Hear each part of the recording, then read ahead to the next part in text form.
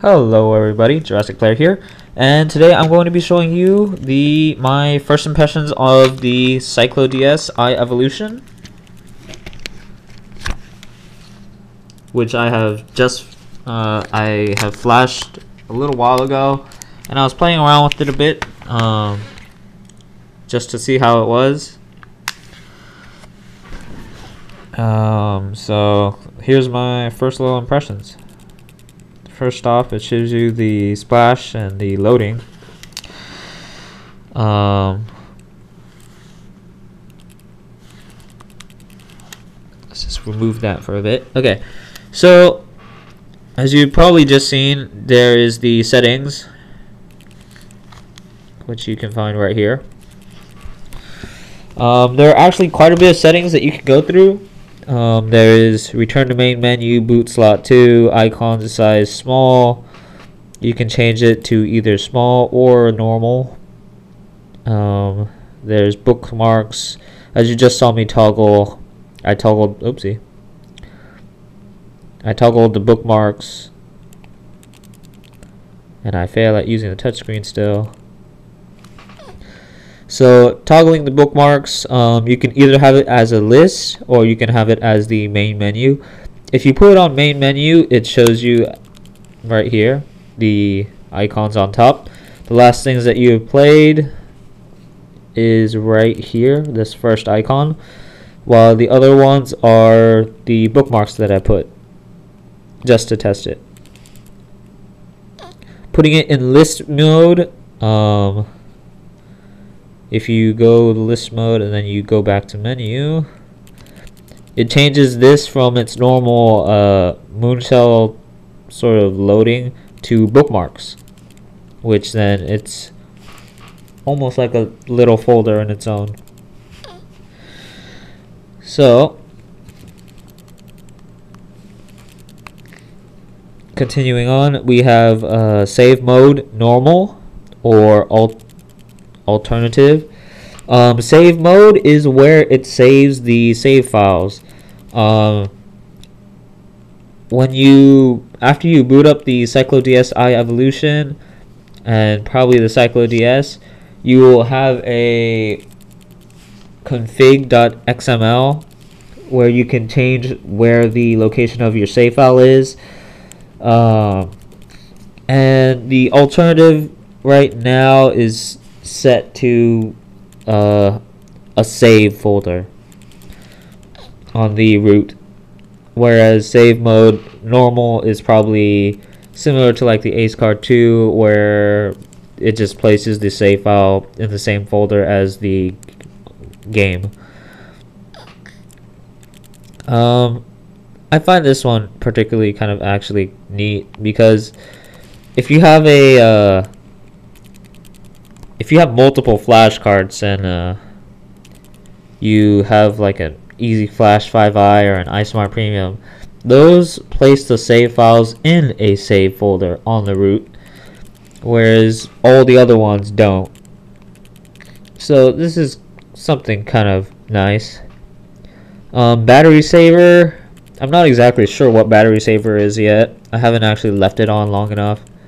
LCD brightness, it goes from 0 to 3, 0 being the lowest setting. You have languages, French, I don't know what this is.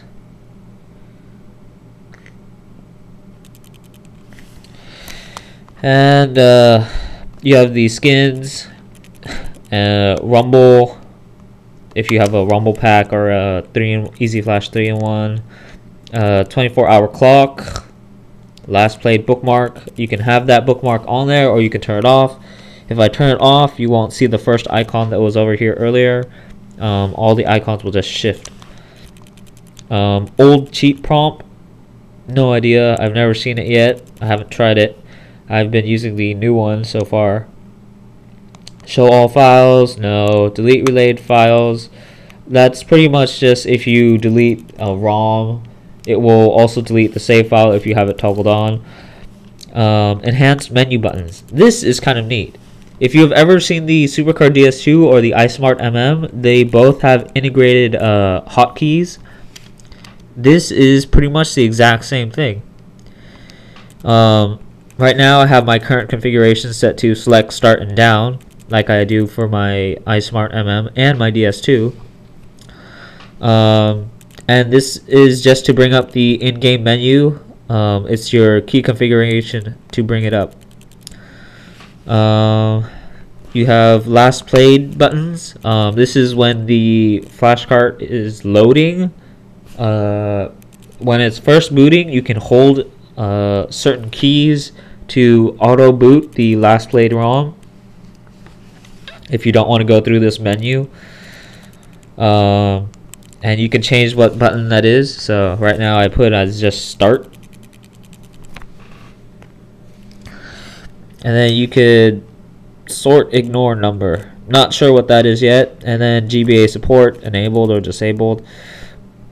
By the way, since I'm already here, I'm going to change the default skin. I'm going to change it to a different skin, since I downloaded like 20 of them before I even got the firmware flashed. And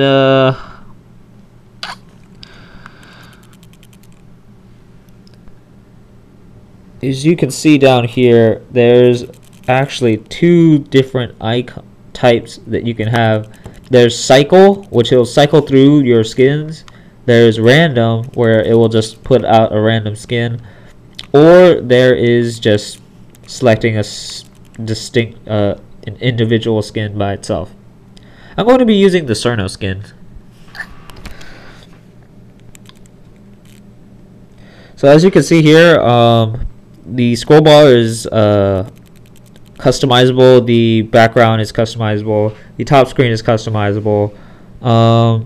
This window that you see here, this blue, just flat blue window, is uncustomizable if you want to make it an image or something, but you can change the color. These icons are customizable, so oopsie. So you can have these icons as different icons, as you saw in the default skin. This person just made the 9-ball for all 3 icons. So anyways, on the main menu you see the CycloDS iEvolution, the version that you are using, which is beta 6, the time, and it shows you the title of what you are currently selecting. So as you can see here, so when you go into the game's homebrew, it gives you a file browser. This is where the icons will come into play. If, as you can see here, the icons are small. If I go back and change the setting to icon size normal and go back to the menu, the icons are big. And so anyways, on this screen you have the file path on the top left. Top right shows you what type of files you can view at the moment. You can change what the file browser views by pressing X. So you can change to view recent, view file, and then view ROM. On the bottom you have the menu and then the time still. So if you hover over something, I don't know, yeah, let's grab one of these games and then hover over it, and then you press the menu. You can do certain things with it. You can clear your bookmark, which I'll just be clearing that now since I'm here. Also, to open the menu using a button, you use Y, not start, Y. So you can set it as a bookmark, you can enable cheats, manage saves. If you use real-time save, you must go to this menu first, because as you can see here, manage saves, and then it says create RTS. After you create the RTS, you can start using the real-time save features in game. Otherwise it will wipe them out, so you can't use them. The top says ROM save slot. It's if you have like multiple people using the same flash card, same memory, then you have 10 slots where you can have different save files. ROM save size, auto, and then of course you can choose your own. And then we return, and then we go back. We have info, which just tells you a little bit of info for the file.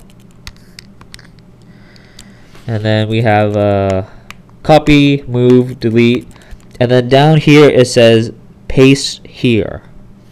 So after you copy something, you can paste it. Let's see.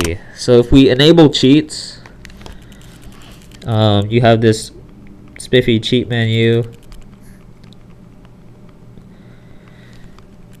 and it just says on the top select cheats, clear all cheats, and then done. So if I select something, I can click done if I wanted to, or I could just clear it.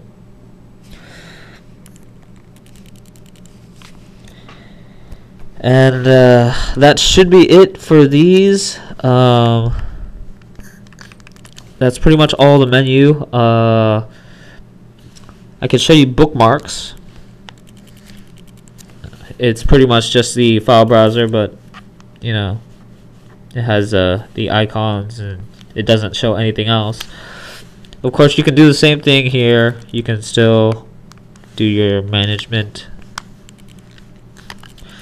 Now on this one, I actually did create an RTS, so right here it says RTS enabled, and we'll just show that a little bit. Loading time is slightly longer than I would have expected when I watched like the DS2 or something, but I only really noticed that there was something strange on the first loading. So when you're first loading a ROM, be prepared to wait for a couple seconds, maybe up to 30 seconds or longer, until the game actually loads, and then after that it loads fairly quick. So now I'll just be pressing the button configuration that I said earlier, the down, start, select, and it brings up the default in-game menu. You have return to game, the text reader, the slow motion, LCD brightness, and cheats enabled or disabled. You can disable cheats in-game, although you cannot change what cheats you have. You have real-time save, and then you have return to menu. The text reader at the moment probably is buggy, unless it's my text file, which is totally possible since this one I didn't really configure anything. It's just on the top screen. The bottom screen is completely white. I'm not sure why. Later on I might check a little bit, but the text is pretty readable, although small. Maybe it's changeable. I don't think so, unless it's an L and R button configuration. But if you press any of the D-pad for moving up and down or left or skipping, this will turn to a white screen, and then yeah.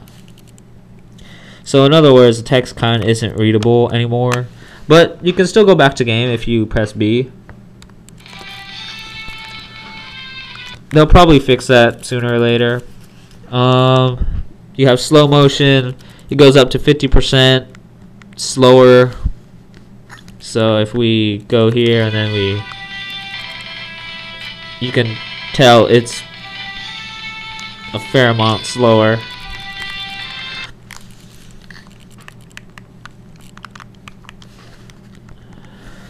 And you have LCD brightness. You have cheat codes enabled, disabled, real-time save. So let's make a real-time save.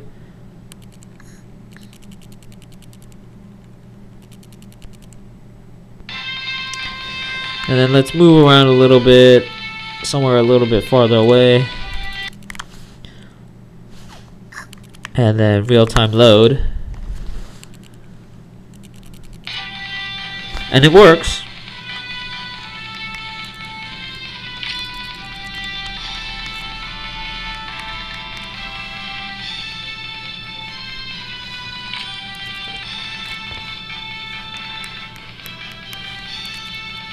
There we go. That's the menu.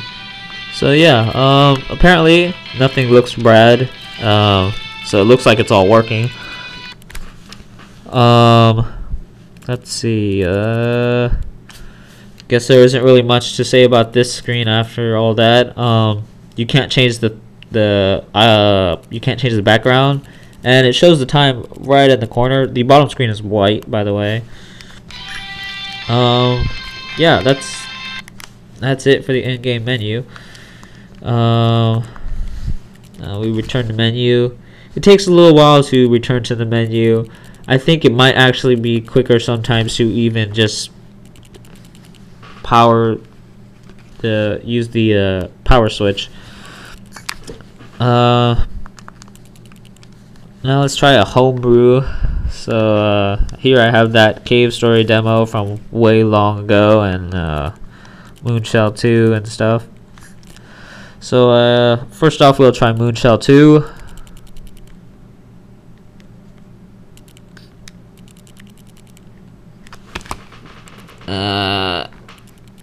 That one didn't work.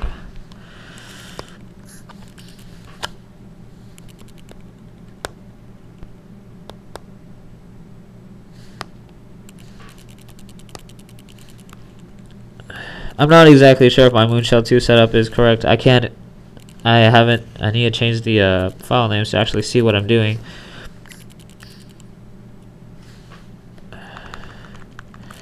Since I use file names more often than I use the in-game ones. Here we go, this one works. So I just used the wrong file. And so as you can see, Moonshell 2 works. Moonshell 2 doesn't have any problems, I don't think. Let's open up something. Oh. Yeah, so that's just a normal error that I'll have to fix later. Usually that's due to like my micro SD card, or some other like if I'm missing a font or something, or if my micro SD is just slow, which this one is slow, so no problems there.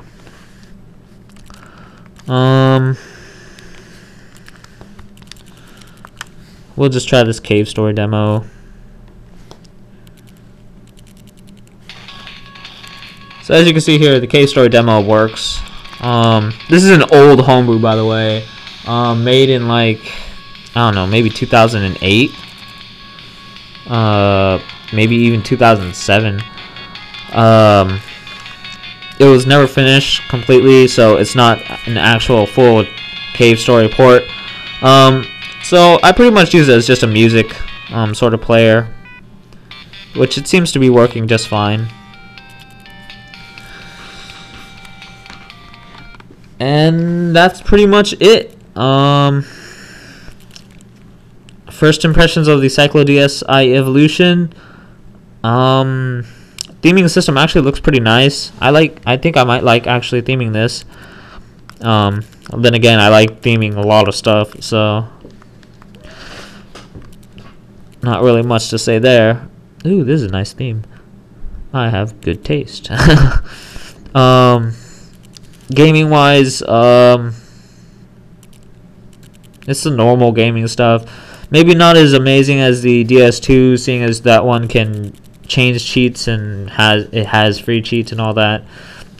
But for your standard, for the normal standard, it's pretty decent.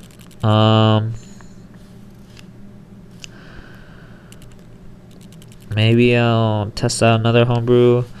Oh, you also have to scroll using the scroll bar on the side here if you wish to scroll through. Otherwise, it'll just use the what's seen on the screen.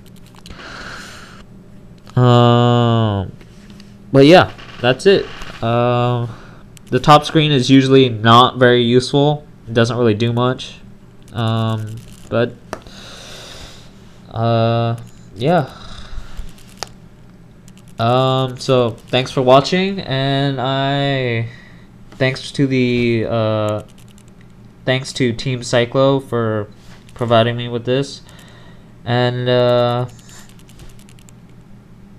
have fun with it, I guess. Later on, I'll probably be making some more in-depth videos rather than my huge overview now, which is at 20 minutes already.